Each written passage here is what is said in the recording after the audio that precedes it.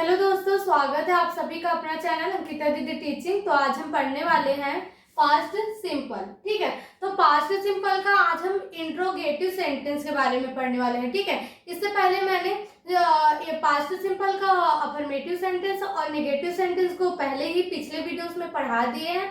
तो उन दोनों वीडियोस का लिंक मैं इस वाले वीडियो के डिस्क्रिप्शन में डाल दूंगी, तो आप सभी उस वीडियो को भी देख लीजिएगा। ठीक है, तो आज हम देखते हैं पास्ट सिंपल के इंट्रोगेटिव सेंटेंस, है ना। तो सबसे पहले हम पास्ट सिंपल का पहचान समझ लेते हैं। ठीक है, कि पास्ट सिंपल का पहचान होता क्या है। ठीक है, तो पहचान क्या है जी आपका त था, ती थी, ते थे या फिर आ, ई, ए। ठीक है, तो किसी भी वाक्य के लास्ट में अगर आपका त था, ती थी या ते थे शब्द आता है, सॉरी अक्षर आता है, तो आप समझ जाना कि वो कौन सा टेंस है, पास्ट सिंपल है। ठीक है, और जैसे कि आ, ई, ए, तो आ, ई, ए ऐसा ए जैसे अक्षर लिखा वैसे नहीं होता, बल्कि क्या होता है, साउंड होता है, ध्वनि होता है। ठीक है, इसको सुनकर समझना होता है। ठीक है, तो देखो जैसे कि था, ती थी या ते थे का तो सिंपल है ना, कि वह खाना बनाती थी, वे स्कूल जाते थे, वह पढ़ने आता था। तो किसी भी वाक्य के लास्ट में था, ती थी या ते थे शब्द आता है, अक्षर आता है, तो आप समझ जाना कि वो कौन सा टेंस है, पास्ट सिंपल है करके, है ना। अब वही आ, ई, ए कैसे आएगा, तो देखो इसको एग्जाम्पल से समझते हैं। ठीक है, क्या बोल रहे हैं, उसने बात की, उसने बात की, तो लास्ट में क्या आ रहा है जी, ई। क्या आ रहा है, ई। तो ई का साउंड मतलब उसने बात की, है ना, तो ई आ गया, तो आपका क्या हो गया, पास्ट सिंपल हो गया। ठीक है, वह बोला, वह बोला, तो लास्ट में क्या आ रहा है, आ रहा है, तो ये भी आपका क्या हो जाएगा, पास्ट सिंपल हो जाएगा। ठीक है, वे चले गए, वे चले गए। ठीक है, तो लास्ट में क्या आ रहा है, ए आ रहा है ना, तो वो भी आपका क्या होगा, पास्ट सिंपल होगा। ठीक है, तो ये है हमारा पास्ट सिंपल का पहचान, है ना। और आज हम जो इंट्रोगेटिव सेंटेंस है उसको डिटेल में पढ़ेंगे। ठीक है, अब देखो इंट्रोगेटिव सेंटेंस। ठीक है, तो इंट्रोगेटिव सेंटेंस का हिंदी मतलब क्या होता है, प्रश्नवाचक वाक्य होता है। ठीक है, क्या होता है जी, प्रश्नवाचक वाक्य मतलब ऐसा वाक्य है जिसमें क्या शब्द आता है। ठीक है, जिसके द्वारा प्रश्न पूछा जाता है। आपके किसी भी वाक्य के शुरुआत में ही सबसे पहले ही कौन सा शब्द लिखा रहता है जी, क्या शब्द लिखा रहता है, मतलब वो क्या होता है, आपका प्रश्नवाचक वाक्य होता है। ठीक है, तो देखते हैं प्रश्नवाचक वाक्य का सूत्र, है ना। तो हमेशा याद रखना, जो इंट्रोगेटिव सेंटेंस होता है उसमें जो हेल्पिंग वर्ब होता है वो क्या होता है, सबसे पहले होता है। ठीक है, सबसे हर एक टेंस का इंट्रोगेटिव जो सेंटेंस है उसमें जो हेल्पिंग वर्ब होता है वो सबसे पहले होता है। ठीक है, तो देखो सबसे पहले हेल्पिंग वर्ब आएगा। हेल्पिंग वर्ब के बाद आपको क्या लिखना पड़ेगा, सब्जेक्ट लिखना पड़ेगा, और सब्जेक्ट के बाद आपका आएगा वर्ब, और वर्ब के बाद आएगा आपका ऑब्जेक्ट आएगा। ठीक है, तो देखो हेल्पिंग वर्ब क्या है आपका, जो आपको टेंस का पहचान करवाता है। ठीक है, आपका कौन सा टेंस है, इसको हम किसके द्वारा पहचानते हैं जी, हेल्पिंग वर्ब के द्वारा पहचानते हैं। ठीक है, तो पास्ट सिंपल को पहचानने के लिए क्या देखना होगा आपको, डिड। किसी भी आपके सेंटेंस में डिड वर्ड दिखा है, डिड दिखा है, तो आपका क्या होगा, वो पास्ट सिंपल होगा। ठीक है, अब सेकंड क्या आता है जी, सब्जेक्ट आता है। ठीक है, क्या आता है, सब्जेक्ट। सब्जेक्ट मीन्स क्या होता है, कर्ता, जो किसी भी कार्य को कर सकता है। तो हमारे कर्ता केवल ये आठ ही है। ठीक है, पहला क्या है, आई। आई मीन्स क्या होता है, मैं। दूसरा क्या है, यू। यू मीन्स क्या होता है, तुम।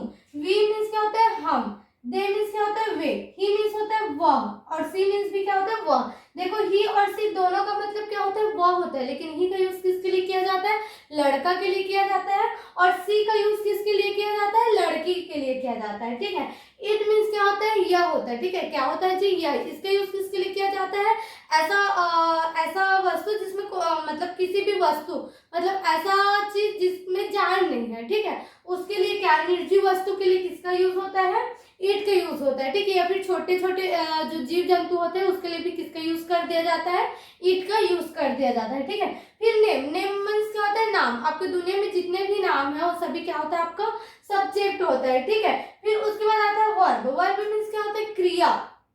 ठीक है, तो हमारा जो क्रिया है उसका कितना रूप होता है जी, 6 रूप होता है। ठीक है, लेकिन हमारा जो पास्ट सिंपल का इंट्रोगेटिव सेंटेंस है उसमें वर्ब का कौन सा रूप लगता है, पहला रूप लगता है। ठीक है, मतलब पहला रूप क्या होता है, जिसमें कोई भी हिंदी वर्ड को कोई भी हिंदी क्रिया के नाम को इंग्लिश में बोलते हैं। ठीक है, वही क्या होता है, आपको वर्ब, जैसे कि मैं क्या कर रही हूँ, पढ़ा रही हूँ, ठीक है, तो पढ़ाना को इंग्लिश में क्या बोलते हैं, टीच बोलते हैं, तो टीच वर्ब का क्या हो गया, फर्स्ट फॉर्म हो गया, ठीक है। तो ये हो गया वर्ब का फर्स्ट फॉर्म। हमेशा याद रखना पास्ट सिंपल में वर्ब का, सॉरी पास्ट सिंपल इंट्रोगेटिव में वर्ब का फर्स्ट फॉर्म लगता है, या अफर्मेटिव से जो पास्ट सिंपल का अफर्मेटिव सेंटेंस होता है उसमें बस वर्ब का सेकंड फॉर्म लगता है। फिर आपका जो हो गया नेगेटिव सेंटेंस, इंट्रोगेटिव सेंटेंस और इंट्रोनेगेटिव सेंटेंस, इन तीनों में ही वर्ब का कौन सा फॉर्म लगता है, फर्स्ट फॉर्म लगता है, ठीक है। फिर उसके बाद आता है आपको ऑब्जेक्ट। ऑब्जेक्ट आपको कुछ भी हो सकता है, आपको कोई भी वस्तु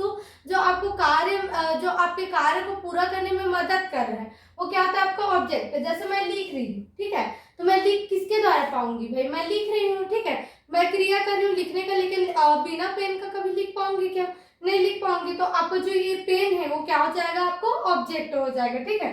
मैं पेन से लिख रही हूँ तो पेन क्या हो गया, आपका ऑब्जेक्ट हो गया, है ना। तो ये है आपका फॉर्मूला, ठीक है, आया समझ में। अब इससे हम सेंटेंस पढ़ते हैं, ठीक है, कि इस फॉर्मूला का यूज करके सेंटेंस कैसे बनाया जाता है, ठीक है। और हाँ, एक और बात ध्यान रखना, ठीक है, कि आपका जितना भी सब्जेक्ट है ना उसमें केवल कौन सा हेल्पिंग वर्ब लगेगा, डिड ही लगेगा, ठीक है। और कोई भी मतलब जितने भी प्रकार के आपके सब्जेक्ट हैं सभी में ही किसका यूज होगा जी, डिड का यूज होगा, ठीक है। अब पहला सेंटेंस देखो, क्या वह खाना पकाती थी, ठीक है, क्या बोल रहा है जी, क्या वह खाना पकाती थी। तो सबसे पहले हमको सेंटेंस को इंग्लिश में ट्रांसलेट करने से पहले क्या पहचानना होता है, आपको टेंस पहचानना रहता है, ठीक है। क्या पहचानना रहता है जी, टेंस। तो टेंस की पहचान कहाँ से होता है कि ये कौन सा टेंस है, तो ये हमेशा याद रखना, वाक्य के लास्ट से आपका क्या होता है, टेंस का पहचान होता है। तो आपके लास्ट में क्या दिया है, थी दिया गया है, ठीक है, क्या दिया गया है जी, थी मतलब क्या होता है, पास्ट सिंपल। मैंने शुरू में ही बताया पास्ट सिंपल का पहचान क्या होता है, था, थी, थे होता है, तो इसके लास्ट में क्या है, थी। तो थी आगे मतलब आपको कौन सा टेंस हो गया, ये पास्ट सिंपल, ठीक है। अब हमको समझ में आ गया टेंस का कौन सा टेंस है, ये पास्ट सिंपल, है ना। अब उसके बाद हमको क्या पहचानना पड़ता है, सेंटेंस पहचानना पड़ता है, ठीक है। क्या पहचानना पड़ता है जी, सेंटेंस। तो सेंटेंस कैसे पहचानेंगे, देखो इसमें क्या शब्द दिया है, क्या शब्द दिया गया है, वो भी कहाँ दिया गया है, सबसे शुरू में। तो किसी भी वाक्य के शुरू में ही, ठीक है, स्टार्टिंग में ही क्या शब्द दिया रहता है, क्या शब्द दिया रहता है, ठीक है। तो आपका क्या होता है, वो इंट्रोगेटिव सेंटेंस होता है, ठीक है, मतलब प्रश्नवाचक वाक्य, ऐसा वाक्य जिसके शुरू में ही क्या शब्द आ गया, जिसके द्वारा प्रश्न पूछे जाते हैं, वो क्या होता है आपका प्रश्नवाचक वाक्य, ठीक है। तो क्या वह खाना पकाती थी, तो हमको पता चल गया पास्ट सिंपल का कौन सा सेंटेंस है, ये इंट्रोगेटिव सेंटेंस, ठीक है। तो इंट्रोगेटिव के सेंटेंस का सूत्र में सबसे पहले क्या आता है, हेल्पिंग वर्ब आता है, ठीक है। तो पास्ट सिंपल के इंट्रोगेटिव सेंटेंस में कौन सा हेल्पिंग वर्ब आता है, डिड आता है। तो सबसे पहले क्या लिखेंगे, डिड लिखेंगे, ठीक है, क्या लिखेंगे जी, डिड। फिर क्या आता है आपका सब्जेक्ट, तो सब्जेक्ट कौन है आपको, वह, तो वह आ गया, ठीक है। तो वह लड़का के लिए भी यूज होता है, लड़की के लिए भी यूज होता है। तो हम कैसे जाने लड़के हैं कि लड़की, तो यहाँ पर क्या बोला गया है, थी मतलब लड़की होगी। तो यहाँ पर क्या यूज करेंगे, सब्जेक्ट की जगह में सी यूज करेंगे, ठीक है, डिड सी। फिर उसके बाद क्या आता है, वर्ब का फर्स्ट फॉर्म। तो वर्ब मीन्स क्या होता है, क्रिया। तो क्रिया इसमें क्या है, खाना पकाना, ये पकाना है, ठीक है। तो पकाना को क्या बोलते हैं, पकाने की जो क्रिया है उसको कुक बोलते हैं। तो यहाँ पर क्या आ जाएगा, कुक आ जाएगा, ठीक है। Did see cook. फिर क्या था आपको ऑब्जेक्ट, हो किसको पकाती थी जी, खाना को। तो खाना को क्या बोलते हैं, फूड बोलते हैं, ठीक है।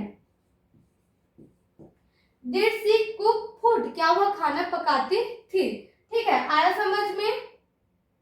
अब सेकेंड क्वेश्चन देखो, क्या तुम पूछे, क्या तुम पूछे। तो लास्ट में क्या आ रहा है, छे, पूछे, ठीक है। तो ए का साउंड आ रहा है ना, मतलब आपको कौन सा टेंस है, ये पास्ट सिंपल है, ठीक है। क्या तुम पूछे मतलब कोई किसी चीज को कोई बोलने के लिए बोला रहा होगा, है ना, कि तुम पूछ के बताना करके, है ना। अब वो आया तो उसको बोल रहे कि क्या तुम पूछे हो, पूछ लिए, ऐसे करके, है ना। तो लास्ट में क्या आ रहा है, ए का साउंड आ रहा है, तो आपका क्या हो गया जी, वो पास्ट सिंपल हो गया, ठीक है। तो क्या हो जाएगा, ये डिड। डिड क्यों आया, क्योंकि क्या शब्द आगे में ही आपका इंट्रोगेटिव है ना। तो इंट्रोगेटिव में हमेशा हेल्पिंग वर्ब कहाँ होता है, सामने होता है, ठीक है। तो सामने आ गया डिड। फिर क्या था, क्या था आपका सब्जेक्ट। सब्जेक्ट कौन है, तुमको क्या बोलते हैं जी, यू। तो यू आ गया। फिर क्या था आपको वर्ब का फर्स्ट फॉर्म। तो वर्ब क्या है, पूछना। तो पूछना को क्या बोलते हैं जी, आस्क बोलते हैं, ठीक है। तो आस्क हो अब देखो इसमें ऑब्जेक्ट दिए है कि इस सेंटेंस में नहीं दिया है तो ऑब्जेक्ट नहीं आएगा, ठीक है। डिड यू आस्क, क्या तुम पूछे, ठीक है, आया समझ। अब थर्ड क्वेश्चन देखो, क्या वे आए थे, ठीक है, क्या बोल रहा है, क्या वे आए थे, तो लास्ट में क्या आ रहा है, ए थे, है ना, तो ए थे आ रहा है मतलब आपको पास्ट सिंपल, और क्या है स्टार्टिंग में ही, इसलिए मतलब आपका इंट्रोगेटिव, ठीक है। तो क्या हो जाएगा, डिड, फिर आता है आपका सब्जेक्ट दे हो जाएगा, डिड दे, फिर आना को क्या बोलते हैं, कम, ठीक है, आए को मतलब आना, ठीक है, तो वर्ब का फर्स्ट फॉर्म क्या होगा, कम को कम ही बोलेंगे, है ना, तो डिड दे कम, क्या वे आए थे, ठीक है, आया समझ में। तो ये था आपका जो पास्ट सिंपल का इंट्रोगेटिव सेंटेंस, ठीक है। अब जो पास्ट सिंपल का इंट्रोनेगेटिव सेंटेंस है उसको नेक्स्ट वीडियो में पढ़ेंगे, ठीक है। अगर वीडियो समझ में आए, टॉपिक समझ में आए तो वीडियो को लाइक कीजिएगा और चैनल को सब्सक्राइब कीजिएगा, ठीक है, और वीडियो को शेयर करना मत भूलिएगा, ठीक है। Thank you.